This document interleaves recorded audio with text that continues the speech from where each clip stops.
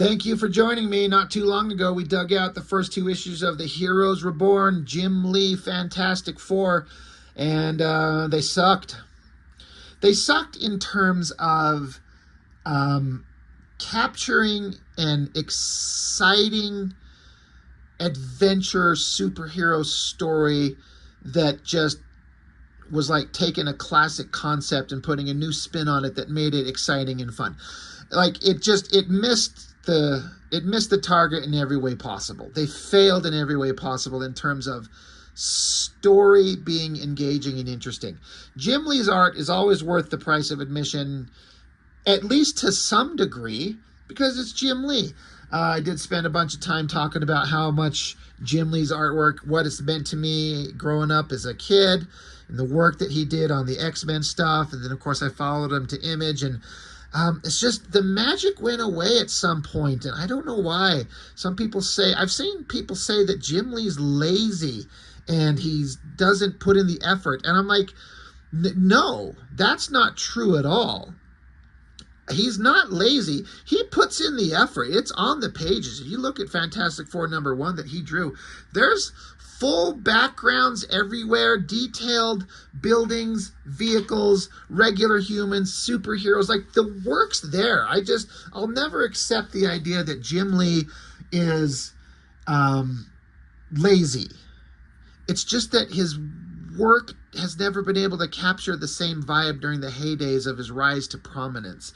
In one comment, I think it was on the Fantastic Four, where somebody had mentioned that they think that Jim Lee's gotten lazy, and my buddy, inker Chuck Gibson, he said something to the effect of that he's like, I worked for Jim Lee, and I would never ascribe to him the word lazy. I'm kind of paraphrasing the response he put in there, but Chuck said, Jim Lee's like, he's married, he's got multiple children, he's got a big-time job running DC Comics, he's got all kinds of things going on. He's not lazy, he's just busy. And I was like, you know what, that's 100% fair. And of course, I'm talking about Fantastic Four here from the 90s, so decades ago, but that's also applicable today. I look at the new Batman Hush Volume 2 that they're doing. I haven't read it, but I look at the artwork and I'm like, everything's there. The full rendered figures, the backgrounds, the dynamic shots, and it's just not interesting. And I wish I knew why. Something about Jim Lee's art changed. I will forever respect him. I will forever like him and think fondly of him in a way that will just never change, because he was the absolute most amazing artist in the history of ever for years for me. And that's why I wanted this Fantastic Four stuff to be so good, because it's Jim Lee drawn it. I didn't care about the Fantastic Four, not one iota, but maybe he'll make me care. He does not. So we're going to look through issues 3 and 4. Did 1 and 2. I was saying how I feel like their issue 1, I understand why they did what they did. It was a thick book, but by God, did they spend page after page after page of set up and talking and build up and set up and talking and talking and talking and build up and set up, till at the end they finally take off into space, get irradiated, they get their powers, and they fall into a hole and they're facing the Mole Man. And I get that they're trying to build the story, but I would suggest that it needs to have a balance of action and adventure and building up the story. And you got to balance it out. I'm not saying I could do any better, absolutely not, but I mean, when you got Jim Lee plotting with Brandon Choi, you know you're going to get a pile of shit. I'm sorry, these guys are not writers. And then in issue 2, I'm trying to remember, they defeated the Mole Man, and then somehow they ran into, we go into Atlantis, the underwater kingdom. There was a really awesome shot of Namor sitting on a throne, so Namor's pissed, so he's going to come along, and he sent a giant lizard, whale, squid monster thing to go fight the surface dwellers. And that's where we're picking up here. Oh, no, okay, great. I do have to make sure I say I have no big understanding or connection to the Fantastic Four comics in their original run. I almost said Jim Lee. The Stan Lee, Jack Kirby stuff, I understand the reverence for them, and how important they were in the world of comics. I understand it. I have never read them. But I also don't have an emotional connection to the Fantastic Four. So I really wanted these to blow me away, and I'm just like, I wasn't there. But I don't need to have an emotional connection to the Fantastic Four to read a comic about awesome Marvel superheroes that's fun. And unfortunately, these were not it. And as much as I love Jim Lee, I gotta say, he fucked up this Captain America. I'm sorry, I don't know why, I don't know what it is. Jim Lee's done some of the best covers in the history of ever, where heroes are just standing on the cover and flexing and looking awesome. And I don't understand how he fucked up that Captain America. You know, excuse me. You might look at it and be like, well, what? He's standing there, he's muscular, he's awesome. What do you want? I'm trying to dig through some of my books I've got sitting right here. Like, I know it's not exactly the same thing, but this Magneto standing there looks so much better than that. How about this shot? I mean, I know it's Storm and Cable, but this is so much better than that. How about this shot of Havoc blasting in the air? This is so much better than that.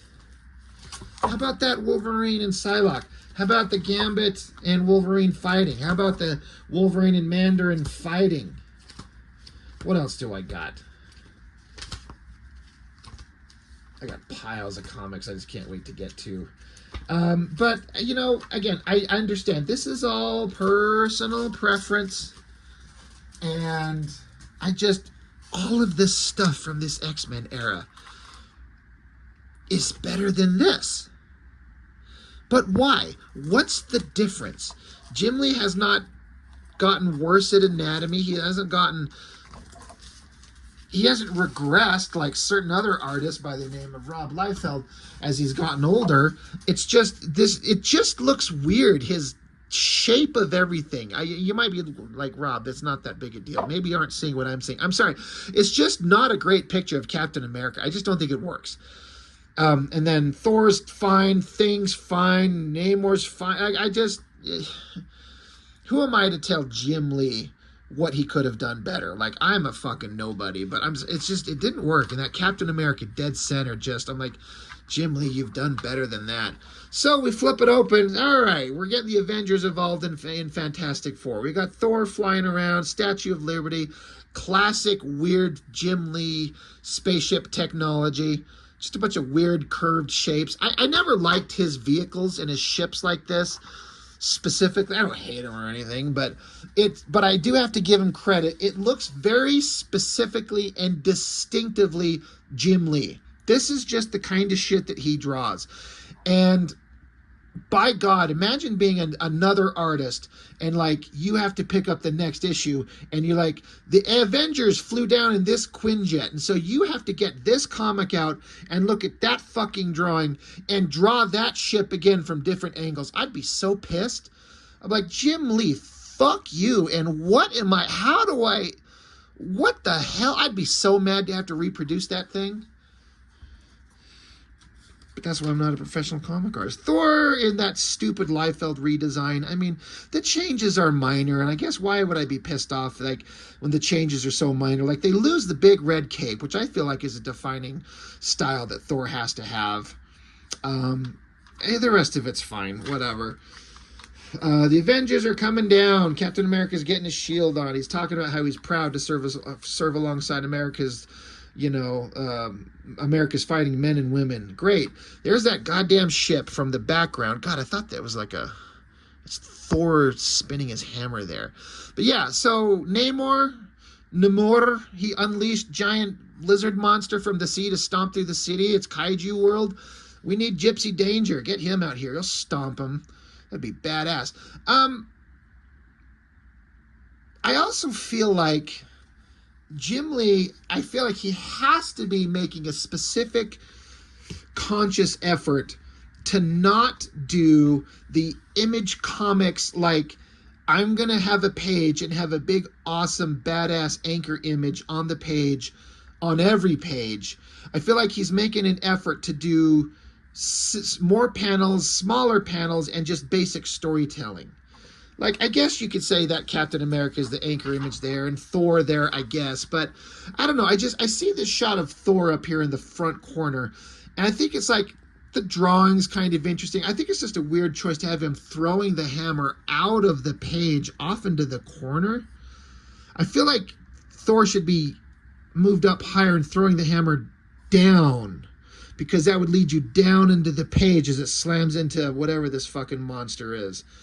And, you know, old school Image Comics version Jim Lee would have one of these panels be a big, awesome, badass shot, like maybe that Thor shot. But maybe you see what I'm saying now. Each panel is like, it's just basic, simple storytelling. And you'd think that you'd want to praise him for making that effort. And I guess I should, but these pages are perfectly competent, but they just don't have that exciting vibe. What's missing?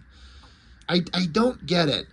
So yeah, Invisible Woman shows up. She tries to talk down Namor. She just kind of appears out of nowhere. He's like, holy shit, a surface dweller woman. She's blonde, she's hot. I'll listen to you. He literally says, your courage is matched only by your beauty. Continue. Namor shall hear what you have to say. So, which goes to show, any man, you put a hot girl in front of him and suddenly gets a boner, and he's like, all right, what do you want? But then Reed Richards shows up and wraps his gooey self around Namor, and Namor doesn't like that, so he rips the gooey Reed Richards off him. Torch shows up and tries to burn him, so Namor grabs a fire hydrant and busts it open to spray Torch with water. So then the Thing shows up. And he's gonna beat the piss out of Namor, because he's like, oh God, my strength is diminished because I'm out of the water and I got hit by fire. So now the water is eventually kind of recharging him, but Thing's got a moment where he could take advantage of that. But a bunch of stupid douchebag humans assume that the Thing come out of the water with Namor, so they start attacking him. Like, they tackle his dumbass, and Namor's like, man, you surface dwellers are all a bunch of fucking idiots, and beats the shit out of the Thing. Again, you know, here's the big, this should be the big, awesome, cool shot, right? It's not. It doesn't look, I've seen Jim Lee do so much better. That's not that exciting. That's not that exciting. I know a lot of people, in the comments on the previous video, people were saying, I love these books. I thought Jim Lee's art was amazing. And I get it. This is just my opinion based on shit that he's done years before and comparing it to that. And I'm like, why do I feel like his old stuff is so much more interesting and so much more dynamic? So yeah, Thing gets knocked away. And of course, Thor's hammer comes from behind, smacks into Namor. So now they're standing there looking at each other, and Captain America shows up, and Namor's like, oh my God, it's Steve Rogers. It's been 50 years since we met. So he takes off his mask and is like, yep, it's me. Calm down, soldier. Like, call off your water douchebags. And water douchebags are watching, and they don't like this. They're like, this isn't what we wanted. We wanted to wipe out the surface dwellers. A stupid Namor. He's making friends. The surface dwellers become friends. So now he's pissed. So now this confused me for a minute when I was reading this again. Well, all right, I didn't read this. I didn't reread this. I was kind of perusing it. But suddenly it just jumps back to Jackson, Wyoming. This is a really good background shot. You know, this is Wyoming. I live here in like northern Utah. And God, years and years ago, back in the late 90s when I was moved out and on my own, I knew a bunch of guys that would periodically make a trip to cross the border into this place called Evanston, Wyoming. Why? Because you could buy hardcore pornography from the fucking shops over the border. You can't do that here in Utah. I'm like, dude, we got to go on a porn run. Let's go. I'm like, bye. Go fucking buy your porn run. Drive all the way to Wyoming to get your smut. It's really fucking stupid. That was obviously way before you could just pull out your digital device and jerk off to any number of depraved things. But why in the world are we suddenly in Jackson, Wyoming? And this is Ben Grimm, and I think that's Susan Storm. Why are they talking? Is he human? What is going on? There's some drama going on. I don't give a shit. But then suddenly oh, he's just, his ass was knocked out from Namor, so he kind of comes back to reality. Here he is on the ground, and you got Blind Girl, Alicia Masters? Is that her name? Who ends up being interested in him, wanting to rub his pebbles together. So he got smashed into a building, and she's trying to help him. That's kind of a good shot of the Thing lying there on the ground. That's cool. Of course, you know, the Thing wakes up and he freaks out because he's freaked out about his appearance. He's like, don't look at me, get away. And she's like, you fucking dumb rock monster, I'm blind, I can't see you anywhere. Anyway, I've always felt like the Thing is kind of like a hard character to draw right. It's got such an interesting look. Like, it's got a defined look that you have to stick to, but there's a lot of different ways to interpret him. And I don't care for Jim Lee's version of the Thing. It's fine, but I don't know what I would say to do different. But yeah, of course. So now there's the connection. Like, oh, you poor soul, I'm not helpless just because I'm blind. And hey, you got the heart of a hero. And he's like, all right, I'm going to catch up with you later, but I got to go fight some giant lizard monster that's stomping through the city. So in terms of artwork that just catches my eye and kind of made me go, oh shit, that's cool. I like this shot of Captain America's back, like the muscular anatomy. Everything going on in there is kind of awesome. I dig that. But yeah, so Namor is like, oh shit, Captain America, you fucker, you're just trying to distract me. The Fantastic Four are here, and they're trying to attack me. You're on their side. They're like, no, stupid. We're all together. We're on the same team. And then Namor gets sick because he's breathing the stupid surface dwellers' air and is drenched in their poison bullshit sewer water. So he doesn't feel good. And I guess his own people betray him. They blast him. Whoever the hell this douchebag is. Krang, the merciless, shall become king. So, yeah, underwater people are betraying Namor. Oh, God, I guess we got to Avengers Assemble. So, I do have to say, I was thinking about when I was flipping through these, I was saying how the first issue was just talking, there's nothing going on. Well, there's tons of action in this. Just not invested in it too much. And just, it's just very by-the-numbers stuff. I don't know what to suggest to do to make it any better. You know, it's like classic Avengers, Fantastic Four comics, right? They're getting together, they're interacting. It was not that exciting. Yeah, Namor's down, and then whatever the hell. The ship comes lowering down. It's stupid Nick Fury. So things like, hey, get out of this ship. I want your ship. I'm going to go stop the giant kaiju. So he throws Nick Fury out, steals his stogie, and takes off on the ship and flies it towards the giant monster. And they're like, oh my God, don't do that. Don't sacrifice your life. You don't have to do this. He's like, yeah, whatever, I'm going to do it anyway. That's a good close-up of the Thing's eyes. The ship is approaching the monster. He's shooting at it. He's unloading the weapons at it, so at least he's shooting at it. That's good. I actually think it would be awesome if Thing would have just plowed this thing into the monster, because he's a giant rock-bodied creature. Like, he'd survive. That's way more interesting than him bailing the fuck out, which he does somewhere. Yeah, right here. He bails out. I'm like, oh, God damn it, what a missed opportunity. Just have him smash it into the thing. But before we get to that, they take Namor to the hospital.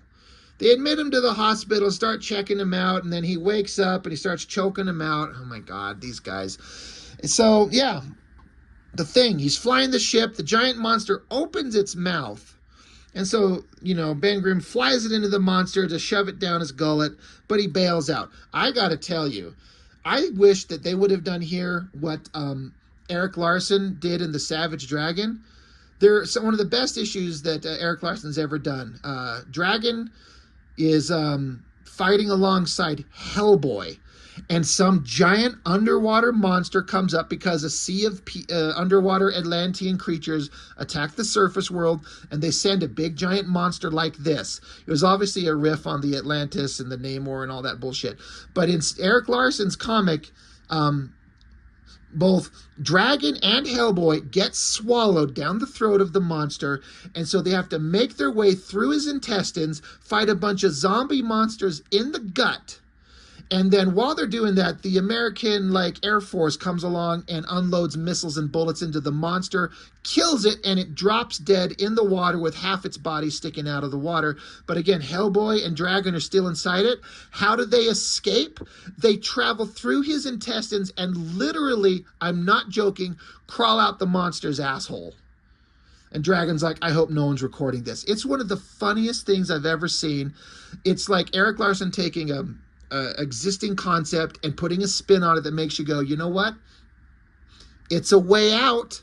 The head was underwater. They couldn't go underwater without drowning. So well, keep crawling towards the back and we'll crawl out as his asshole. And they literally do exactly that. Now, imagine that the Thing did that. They wouldn't have the balls to do that shit. So he flies the ship into it and something blows it up. Does it vaporize it? Oh yeah, it literally says they vaporized the great whale. My plans are ruined. And then this thing just made me laugh because it's just so stupid. So Namor's on the roof and he's got a little megaphone thing. This is so silly. He's got a megaphone yelling down at his Atlantean people. It's so dumb. It's goofy looking. I understand that he by himself couldn't stand on the roof of a building and yell across the city and have all his people hear him. I get it. What else do you do? But that just made me laugh out loud at how silly it is.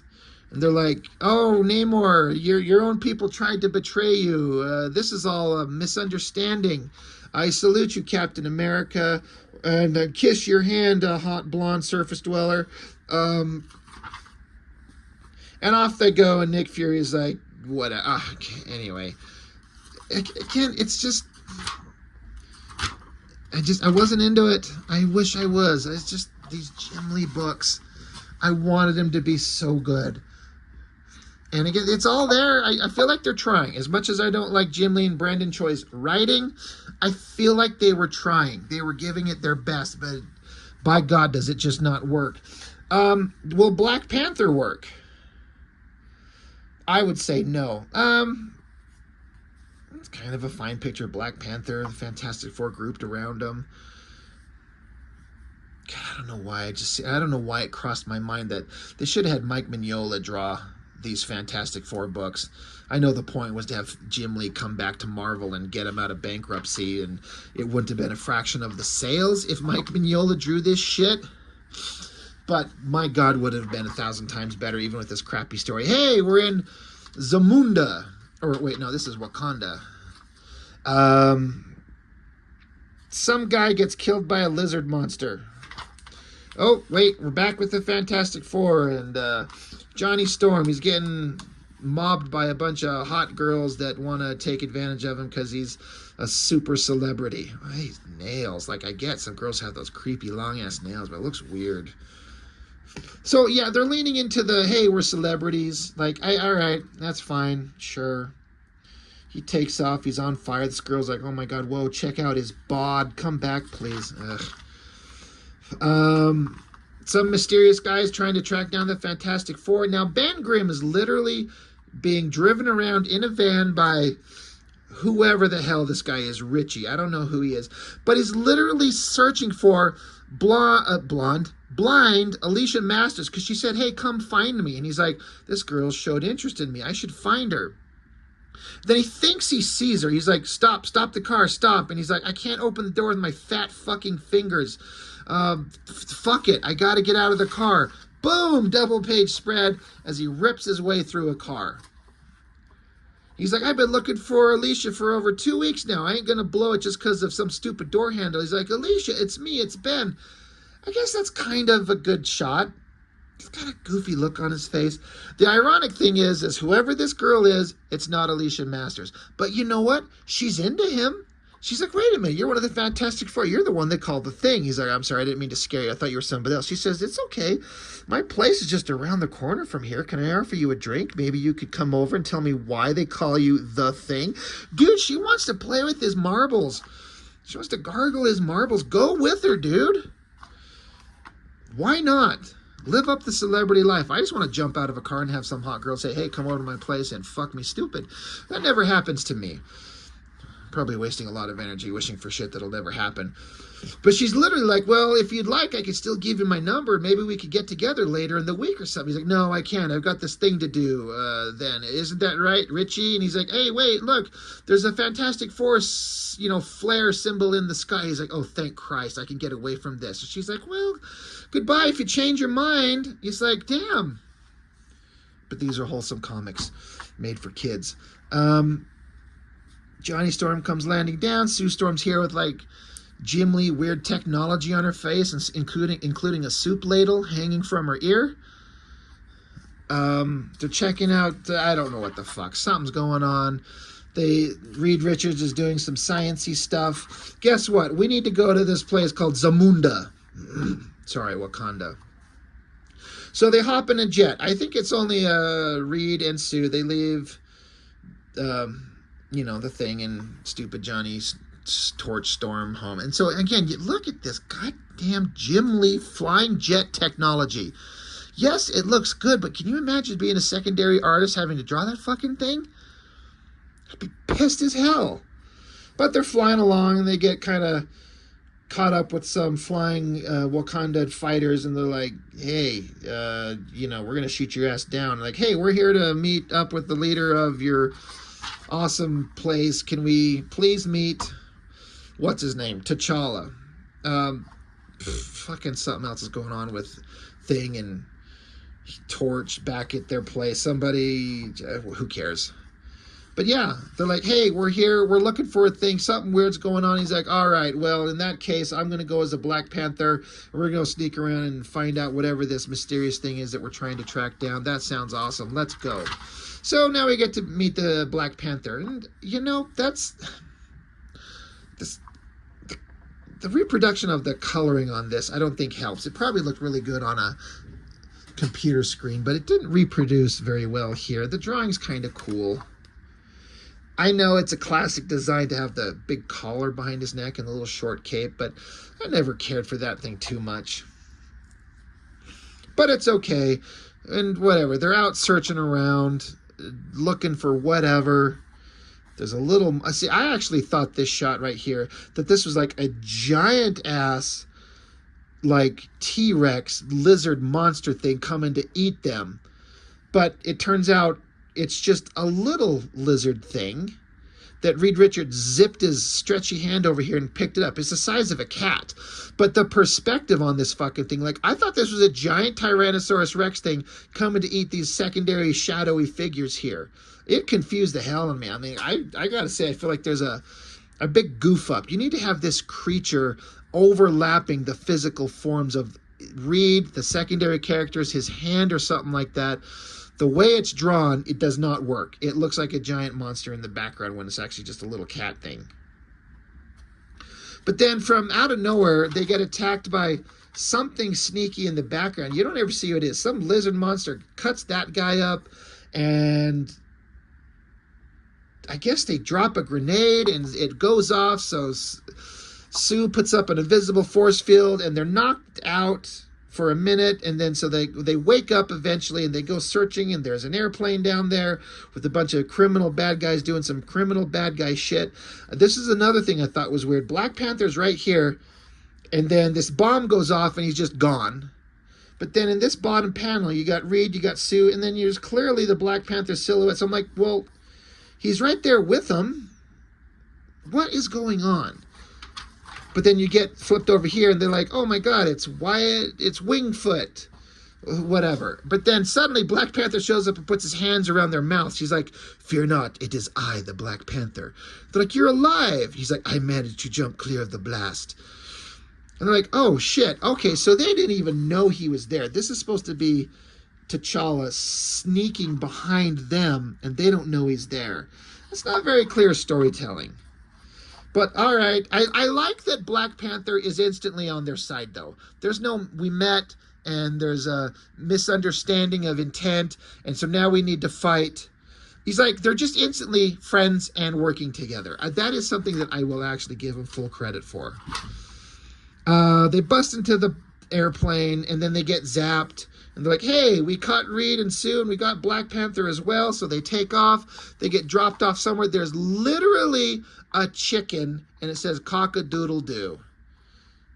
Cock your doodle-doo. So they're lying on the floor. Reed is stretching around. Sue's just lying there looking hot. Black Panther is like, hey, we're no longer in Wakanda, or even Africa for that matter.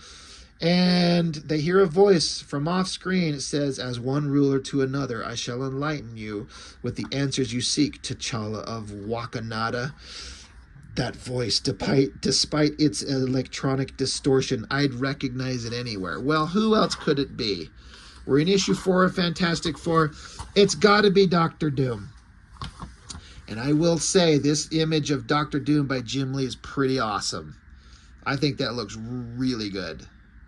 Doom looks appropriately regal and dynamic, and I like it. It's a good shot. Suddenly there's like, oh, all right, that's awesome. Like, Doom looks appropriately badass. So we're just kind of running through the hits. Who have we run into? Mole Man, Namor, Atlanteans, Black Panther, Doom, Shield, Captain America, the Avengers. They're just doing everything. So I guess I got to give them credit for not... It's like the first issue was so decompressed. It like took forever to get anywhere. And now we're 4 issues in and we've met everybody. So they're racing through it. So now are they going too fast? Is it not interesting anymore? Is it going too quickly? I don't know. Gotta stop and just mention Justice Like Lightning, Thunderbolts. That boring fucking movie come out recently, it was okay. I saw it once. I didn't hate it. I will certainly never go out of my way to ever watch it again, ever. But I remember seeing how this new title was coming out, the Thunderbolts, and I'm like, who cares? I don't know who any of these characters are. I don't know if we're supposed to know. I think that concept was that they're all new heroes, and it's a new team, the Thunderbolts. I thought it was going to be so stupid. I do have to be fair. I actually never read it. I did get issue 1, but I just wasn't interested. I didn't care. But I want to give it full credit. I just remember thinking, first seeing it, like, I wasn't a huge fan of Mark Bagley's art.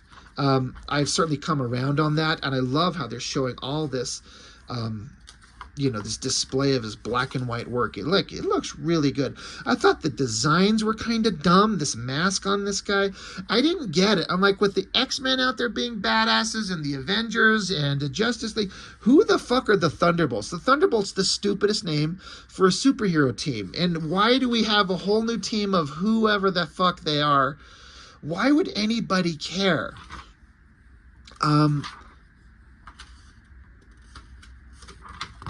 I guess that was the end of the preview. I do have to say, the ultimate surprise that I did not see coming, everyone knows now. And the thing is with the Thunderbolts, this only works once. Because after the first reveal, anytime you try to continue the Thunderbolts, if you want to stay true to the original concept, you already automatically know what's going to happen. But the gag was, for those who don't know, all these new superheroes, I don't know who they are, just some team of good guys showing up to... right wrongs and be badasses, and the new heroic team of the Marvel Universe. Well, on the last page of the first issue, they show you that every one of these major characters are established villains in disguise, pretending to be heroes. I remember seeing that at the end going, oh shit, that reframes everything in this comic, because my memory of it was there was nothing that interesting. It was just standard, by the numbers, Marvel shit where it's like, here's a team and they have quippy lines and they get into an action scene and they fight and they stop the bad guys and they high-five each other. It's nothing we haven't seen a million times before. But then suddenly at the end, you're like, I don't remember any of the villains were. Was it Baron Zemo? You're like, oh my God, that's actually incredibly clever. And they kept that shit a secret. My memory of it is they didn't let that didn't slip out anywhere. It was a surprise until you got to the end of the book and went, oh, these are villains. Well, now where's the book gonna go? But what's interesting as I say all that, I'm sitting there going like, that was a really interesting spin on the concept. I still never picked up another issue. Anyway, Fantastic Four, at least there's some action and adventure, and they're moving through the Marvel universe, and they're just kind of doing all the big hits. I think that Jim Lee was contracted to produce like 12 books, maybe. So it's not like they're going to do a Stan and Jack thing and do 100 issues. So I feel like if we're going to do 12, we got to do everything awesome. We got to hit all the major elements, and we got to hit them fast. So it just, again, I wanted him to be great, and it just wasn't, and it kind of bums me out. But it is what it is. I think it was like it kind of did the job. It created hype and created big sales for like a minute, but then it just trailed off, and Marvel ultimately went bankrupt anyway. And Jim Lee went back to Image and then sold his shit and went back to DC and has never left. And it's just kind of like, that was a thing they did. They tried. Marvel tried a big Hail Mary, like hire back Jim and Rob and let them do whatever they want with our major characters. And it worked for a minute, but had no lasting impact. And no one looks back on these comics with any kind of reverence, really. Like, it doesn't even come close to matching the historical significance of the original run, despite the sales numbers. So anyway, not that exciting. That's a shame. Anyway, Fantastic Four by Jim Lee. That's all I got. Thanks for joining me. See you next time.